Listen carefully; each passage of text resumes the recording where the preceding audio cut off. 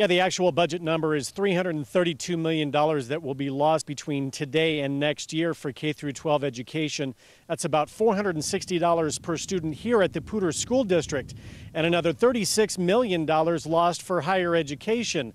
Now, the governor said yesterday that the choices that he's making will hurt, and there's definitely no doubt about that. Every year around this time, it seems we're having the same conversation. What cuts are going to be made in our schools? With this budget shortfall, Poudre School District Budget Manager Dave Montoya says it's not as bad as last year, but it's still bad. It appears that that reduction may equate to about $9.4 million for Poudre School District. Last year, $260 million was cut from education in the state, which resulted in 139 lost jobs within the district. With an almost $10 million shortfall this year, that could mean more job cuts. We do have some optimism around the recent passage of our mill levy and bond, of which our local voters had authorized some additional revenues.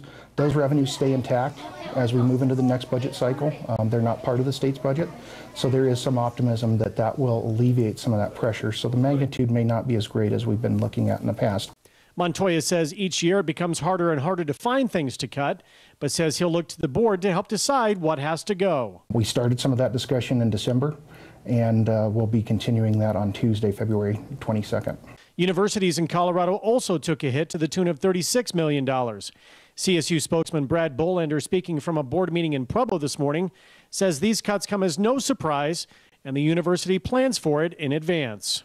These current numbers, again, we've really been planning for this for a number of years, and just continuing with that, cutting $30 million from our budget over 3 years, that continual path that we've stepped down is enough to take care of this round of cuts as well. And of course, the assumption is once budgets go down, tuition is usually headed the other direction. We operate very efficiently. When state funding goes down, tuition typically goes up, and that's standard pretty much anywhere in the country. Now, again, state lawmakers have the final decision, the final say on the budget amount. They will draft their own proposal before the session ends in May. But Mr. Montoya here at Poudre School District says he doesn't anticipate that there will be much change with that $9.4 million number. Reporting in Fort Collins, Tom Livingston, Northern Colorado 5.